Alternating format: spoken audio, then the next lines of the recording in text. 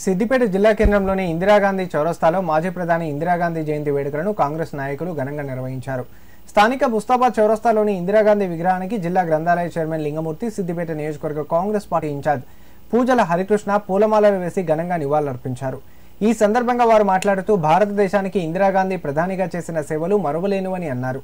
ప్రధానమంత్రిగా ఉన్న సమయంలో గుడిసెలు ఉన్నవారికి వాటి స్థానంలో పక్కా ఇల్లు కట్టించిన ఘనత ఆమెకే దక్కిందన్నారు. ఇందిరాగాంధీ చూపిన బాటలో కాంగ్రెస్ నాయకులంతా నడిచి ఆమె ఆశయ సాధనకు కృషి చేయాలన్నారు.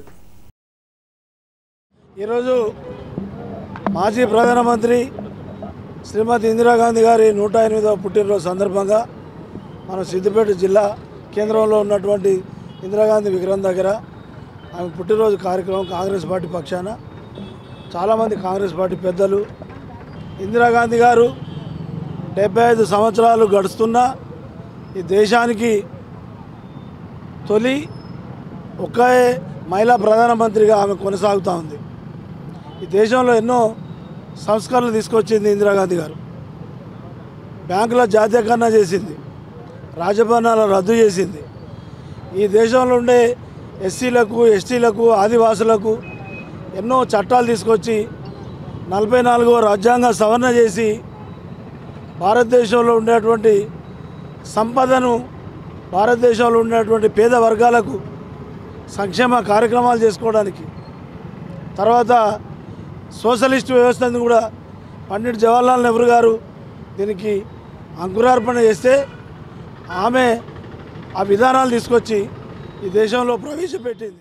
స్వాతంత్రం వచ్చినాడు ఎంత ఇబ్బంది అయిందో ఈ దేశానికి, 75 ఏళ్ళ తర్వాత అంతకన్నా ఇబ్బందిగా ఉండేటువంటి పరిస్థితులను మళ్ళా ఆదుకునేటువంటి బాధ్యత కాంగ్రెస్ కార్యకర్తలుగా మన మీదనే ఉన్నది.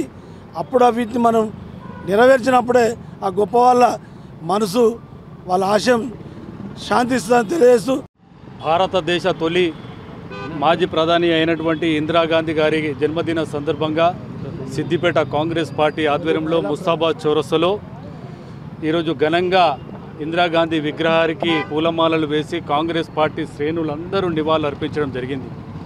ఈరోజు ఇందిరాగాంధీ గురించి మరలా మనం అందరం గుర్తు చేసుకోవాల్సినటువంటి అవసరం ఎంతైనా ఉంది. ఇందిరాగాంధీ గారు ఆ రోజు ప్రధానిగా ఉన్నప్పుడు ఈ దేశంలో పేదరికం ఉండొద్దు అనే ఉద్దేశంతో గరీబీ హటావ్ అనే నినాదంతో ప్రజల వద్దకు వెళ్ళింది. దళితులకు ఆనాడు వాళ్లకు ఉండడానికి భూమి సాగు చేసుకోవడానికి దళితులకు ఆ రోజే భూమిని కూడా ఇవ్వడం జరిగింది. దళిత సోదరులకు కూడా ఇల్లులు ఇవ్వడం జరిగింది. ఇలాంటి ఆనాడు ఎమర్జెన్సీ పీరియడ్లలో కూడా ఇందిరాగాంధీ గారు ఐరన్ లేడీగా పేరు తెచ్చుకొని దేశంలో మంచి ఉత్తమ ప్రధానిగా పేరు తెచ్చుకున్నటువంటి ఒక ధైర్యశాలి ఇందిరాగాంధీ గారు. ఈ రాష్ట్రంలో ఇందిరమ్మ రాజ్యం మరల రావాలని మేము కోరుకుంటా ఉన్నాం.